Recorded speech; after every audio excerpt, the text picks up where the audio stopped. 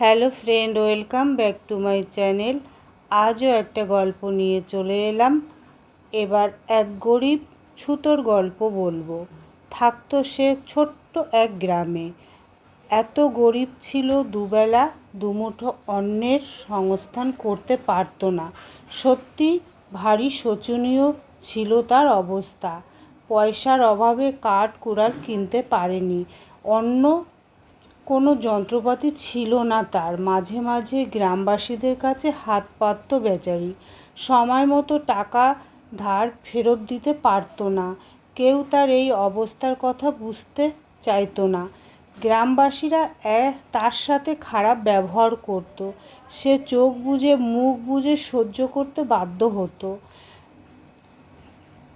জমানো টাকা বলতে কিছুই ছিল না তার। গ্রামের লোকেদের কাছে সে ছিল অলস মানুষ, কোনো কাজ করে না। সকলে ঘেন্না করতো তাকে। বেচারি ছুতোর সময় কাটে দুঃখ, কষ্ট, জ্বালা, যন্ত্রণায়। কিন্তু কি করা যায়? ভাবতে ভাবতে সে ভাবল, এই গ্রামে সে আর থাকবে না।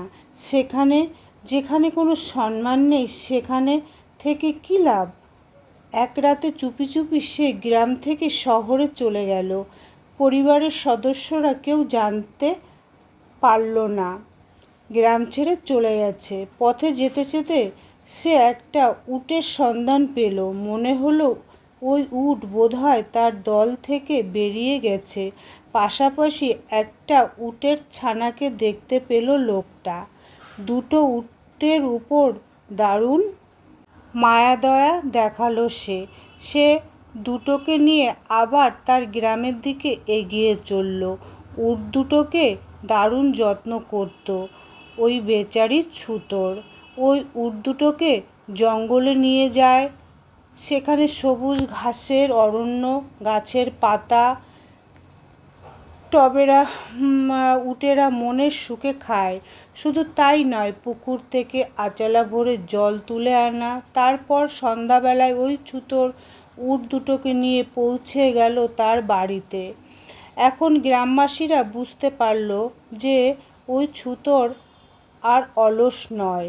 তারা আর তার সমালোচনা করেন না। ধীরে ধীরে সময় কেটে গেছে।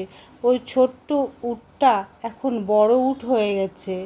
ছুতোর তাকে চান করাতো, সাজিয়ে দিত মালা দিয়ে। শুধু তাই নয়, সে খুবই যত্ন করতো তাকে। আজ যখন গ্রামবাসীরা এখন তাকে ভালো চোখে দেখে, এই দৃশ্য দেখে গ্রামবাসীরাও তাকে হিংসা করতে লাগলো। তারা বলাবলি করতে লাগলো, দেখো ওই ছুতোর এখন যেমন উটের পিঠে চড়ে বেড়াচ্ছে। কয়েক বছর আগে সে চারিদিকে টাকার জন্য হাত পাতত। সে তখনও একইভাবে সেবা করে চলেছে।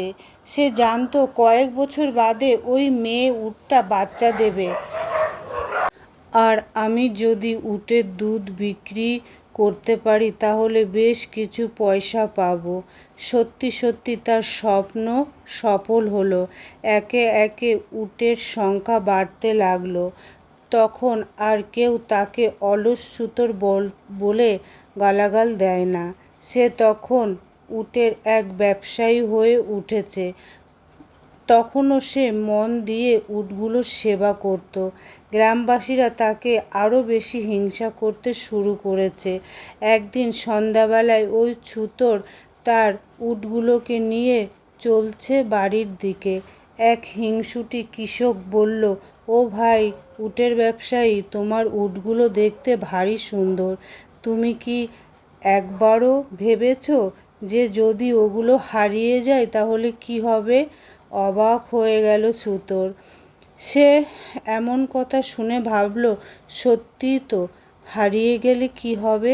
সে প্রশ্ন করল, কি করা যাবে বলো তো? তখন চাষি এক বুদ্ধি দিল। সে বলল, তুমি তাদের একজনের গলায় ঘণ্টা বেঁধে দাও, তাহলে অন্য উটেরা ওই ঘণ্টার ধ্বনি শুনতে পাবে। তাহলে তোমাকে আর প্রত্যেকটা উট খুঁজে বেড়াতে হবে না, তারা নিজেরাই চলে আসবে। তোমার কাজের কোনো অসুবিধা হবে না। তুমিও ঘন্টার শব্দ শুনে ঠিক জায়গায় পৌঁছে যেতে পারবে। বাহ, খাসা বুদ্ধি।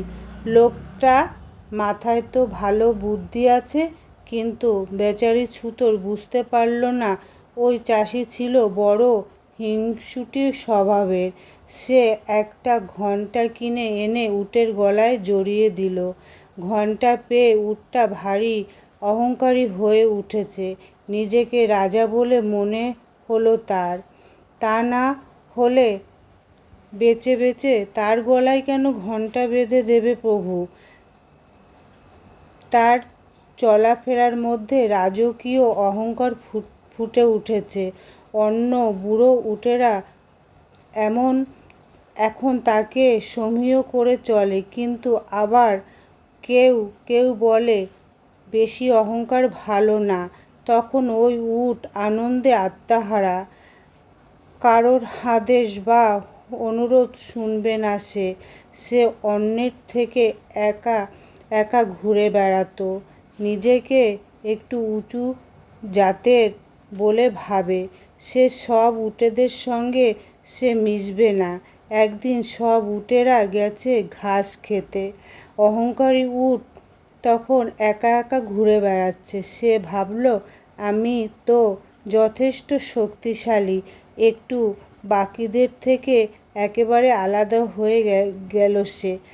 এক সিংহ এলো গর্জন করতে করতে। দেখতে পেল সামনে উটকে, তার গলায় ঘণ্টা বাঁধা আছে। ঘণ্টার ঢং ঢং শব্দ শুনে সিংহ বুঝতে পারল এটা নিশ্চয়ই কারো গৃহপালিত উট। চুপি চুপি পৌঁছে গেল উটের কাছে। আহা, বুঝতে পারল সে নিশ্চয়ই কারো গৃহপালিত উট। চুপি চুপি পৌঁছে গেল উটের পাশে। সামনে একটা উট, এমন নবল ধবল শরীর, সেই উটের উপর ঝাঁপিয়ে পড়ল, খেয়ে ফেলল তাকে।